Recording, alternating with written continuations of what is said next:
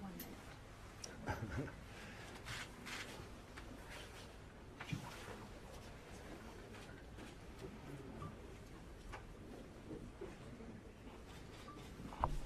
It's 1 o'clock. Good afternoon. Thank you for coming. My name is Keith Wilson. I'm a lawyer with the Justice Center for Constitutional Freedoms. As some of you may know, there was an announcement earlier today that the Justice Center and a team of lawyers are here on the ground in Ottawa to assist the truckers and the Freedom Convoy 2022 with whatever legal needs they might have. What we're going to do today in this brief press conference is you're going to hear from TAMARA Lich, who we all know is the spark that lit this fire and the leader of this organization. You're also going to hear from Joanie Pelletier, who is going to summarize in French what TAMARA says. And then Danny Bulford, former RCMP officer, who assists the organizers with security and liaison with the police, will speak and update you on some of those things. At the end, there will only be questions to me, and those questions will be related, if you have any, to the situation with GoFundMe, and I can answer those questions. So with that, I should also note that with TAMARA is Chris Barber, one of the key leaders of the Freedom Convoy 2022. So with that, I'd ask TAMARA to come forward and make her statement. Thank you. Thank you. I always have this problem with microphones, sorry. Thank you very much for being here today. We are here out of love for our families, our communities, and our nation. These past 2 years, the COVID mandates have divided us. This protest began because of the federal government's restrictions on trucker freedoms. Our movement has grown in Canada and across the world because common people are tired of the mandates and restrictions in their own lives. Our movement has grown in Canada and across the world because common people are tired of the mandates and restrictions in their lives that now seem to be doing more harm than good. As of today, Sweden, Denmark, UK, Norway, Finland, Ireland, and Switzerland have removed all COVID mandates and restrictions. We are therefore calling on all levels of government in Canada to end all COVID mandates and restrictions. We will continue our protest until we see a clear plan for their elimination. Premier Scott Moe of Saskatchewan has taken leadership in Canada in ending restrictions and mandates in that province. Hopefully, these words will turn into long-lasting action. So far, no one from the federal, provincial, or municipal government has spoken directly with us. Instead, they are using you, the media, to portray us as racists, misogynists, and even terrorists. As a woman with Métis heritage, a mother, and a grandmother, I am offended. The reality is that members of this freedom movement are average, peace-loving, and law-abiding citizens from all walks of life who are fed up with being disrespected and bullied by our government. We continue to see additional Canadians coming to Ottawa every day for peaceful demonstrations. We want to thank the hundreds of residents of Ottawa who have stepped forward to show their support, providing accommodations, food, and just plain friendship to members of our convoy. This love of community is what Canada is all about. Let me assure the people of Ottawa that we have no intent to stay one day longer than necessary. Our departure will be based on the Prime Minister doing what is right, ending all mandates and restrictions on our freedoms. We also want to thank the thousands of people who have so generously donated to this protest to GoFundMe. Over the last 3 days, our accountants and lawyers have been working hard to deal with the legal details. This morning, our lawyers sent GoFundMe all the details that they have asked for. I am confident that GoFundMe now has all the information needed to immediately lift the suspension they put on our campaign. I am hoping to hear from GoFundMe soon so that we can get the money to the truckers and keep our protest for freedom moving forward. I will be providing regular updates. I want to thank all Canadians from the bottom of my heart for our quest to restore our freedoms. Thank you. Bonjour à tous, merci d'être présents. Joanie Pellechat. Je vais essayer de le laisser ici comme ça. Nous sommes ici aujourd'hui par amour pour nos familles, nos enfants, nos petits-enfants, nos communautés et notre nation. Ces 2 dernières années, les mandats COVID-19 nous ont divisés. Cette manifestation a commencé en raison des restrictions du gouvernement fédéral sur la liberté des camionneurs. Notre mouvement s'est développé au Canada et dans le monde entier, parce que les gens ordinaires en ont assez des mandats et des restrictions dans leur propre vie qui semblent maintenant faire plus de mal que de bien. À ce jour, la Suède, le Danemark, le Royaume-Uni, la Norvège, la Finlande, l'Irlande et la Suisse ont supprimé tous les mandats et restrictions COVID-19. Nous demandons donc à tous les niveaux du gouvernement du Canada de mettre fin à tous les mandats et restrictions du COVID. Nous continuerons notre protestation jusqu'à ce que nous voyions un plan clair pour leur élimination. Le premier ministre Scott Moe de la Saskatchewan a pris le leadership au Canada en mettant fin aux restrictions et aux mandats dans cette province. Espérons que ces paroles se transformeront en actions durables. Jusqu'à présent, personne du gouvernement fédéral, provincial ou municipal ne nous a parlé directement. Au lieu de cela, ils vous utilisent, vous les médias, pour nous présenter comme des racistes, des misogynes et même des terroristes. La réalité est que les membres de ce mouvement de liberté sont des citoyens moyens, épris de paix et respectueux des lois de tous les horizons qui en ont assez d'être méprisés et intimidés par le gouvernement. Nous continuons de voir de nouveaux Canadiens venir à Ottawa chaque jour pour des manifestations pacifiques. Nous tenons à remercier les centaines de résidents d'Ottawa qui se sont manifestés pour montrer leur soutien en offrant un hébergement, de la nourriture et tout simplement de l'amitié aux membres de notre convoi. Cet amour de la communauté est la raison d'être du Canada. Permettez-moi d'assurer aux gens d'Ottawa que nous n'avons pas l'intention de rester un jour de plus que nécessaire. Notre départ sera basé sur le premier ministre à faire ce qui est bien juste, qui est de mettre fin à tous les mandats et restrictions de nos libertés. Nous tenons également à remercier les milliers de personnes qui ont si généreusement donné pour ce mouvement à GoFundMe. Au cours des 3 derniers jours, nos comptables et avocats ont travaillé dur pour régler les détails juridiques. Ce matin, nos avocats ont envoyé à GoFundMe tous les détails qu'ils nous ont demandés. Nous sommes convaincus que GoFundMe dispose désormais de toutes les informations nécessaires pour lever immédiatement la suspension qu'ils ont imposée à notre campagne. J'espère avoir des nouvelles de GoFundMe bientôt afin que nous puissions acheminer l'argent aux camionneurs et faire avancer notre protestation pour la liberté. Nous fournirons des mises à jour régulières.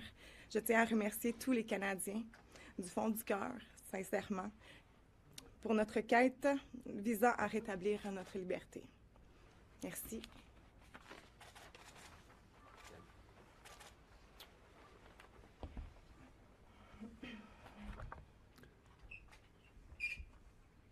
Good afternoon. My name is Daniel Bulford. I am a recently resigned member of the Royal Canadian Mounted Police after 15 years of service. I resigned from the RCMP over the mandate after publicly speaking opposing the mandates. I am currently working with the Adopt a Trucker Volunteer Coordination Center in support of the Freedom Convoy 2022. I have extensive experience in protective operations for large-scale events here in the National Capital Region. I've been involved in tactical planning for many of these large-scale events, so I'm keenly familiar with what is happening right now in regards to the police presence down around Parliament Hill and the downtown core. So on that, I would like to just put people's minds at ease, the public that is watching, people that have concerns over what they're seeing in regards to the heavy police presence, all the different police services, different units, the barricades, and some of the equipment that people have seen. I can assure you that that is all standard practice, and it's no reason for panic. Anytime we have a massive event such as this, such as Canada Day downtown Ottawa, that's the norm. So it's no reason for alarm, I assure you. We have been working closely with the Ottawa Police Service, the OPP, the RCMP, and the Parliamentary Protective Service right from early last week, liaising with them. Any information that we have received related to any public safety concern has been immediately forwarded to the respective police services, because the safety of the truckers, the Ottawa public, the police, and first responders is our paramount concern. And that includes our effort to ensure emergency vehicle access and routes at all times. My primary concern is individuals or groups with potential to deliberately instigate conflict with the Freedom Convoy movement in order to discredit the Freedom Convoy 2022. We've seen circulating messaging in the media and social media about people associated to the Freedom Convoy 2022 being arrested and charged. I have it on very reliable information that people from the movement were not associated, and that offenses related to property damage and just an assault this morning committed by agitators were witnessed and reported by a trucker and one of our volunteer security personnel, which was reported to the police and handled by the Ottawa Police Service. What I have seen with my own eyes on the odd break that I get are truckers and supporters of the movement feeding the homeless for free right on Wellington, filling their backpacks. Truckers taking a whole trailer full of food down to the homeless shelter, maintaining cleanliness of city streets, including picking up discarded masks all over the ground that we've come to see, centralized garbage collection, shoveling snow at the War Memorial and the Terry Fox statue, decorating those two locations and providing security for those two locations. I've even seen people have tents set up right by Terry Fox in order to protect that statue. And I expect that that level of commitment to the City of Ottawa and respecting our traditions in this country is just getting started. Thank you for your time. With that, I'm prepared to answer a few questions with respect to the GoFundMe. Go ahead, sir. Yeah, the Prime Minister says he won't meet with this group, and even if he was willing to do that, he can't accede to most of the demands you're making about mandates that are enforced or put in place by provincial governments. People in this town are terrified, they're fed up, they're tired of the noise, blaring horns late at night and early morning, the harassment of people on the streets. They all want to know, when are you going to go home? Well, as you just heard, Tamara Leach has answered that question. No, She answered it twice in her statement, and you will have an opportunity to review that. Is there a question relating to GoFundMe? Go ahead, sir. The GoFundMe, we've chatted with a number of drivers. I've heard reports of guys that are already where there's money being distributed to truckers regarding focusing on fuel. I've heard from a couple people. I've also heard from some truckers that they don't know how to access it. Just wondering if you can clarify for people wondering how the money will be disseminated, and has money already started reaching truckers who have made their way here? The bulk of the money is continuing to be held by GoFundMe. GoFundMe, because they were bombarded with an orchestrated social media and other campaign to try and shut it down or take it, has exercised heightened due diligence, which we welcome. And I can tell you that on Monday, we took the steps to incorporate, on behalf of the Freedom Convoy organization, a not-for-profit Canada corporation. We've taken steps to establish the appropriate banking and other arrangements, and all of the funds that have not yet made it to that bank account are being held in trust for the benefit of the movement. And we have an accountant involved, we have lawyers involved, all of the legal and accounting checkbox have occurred.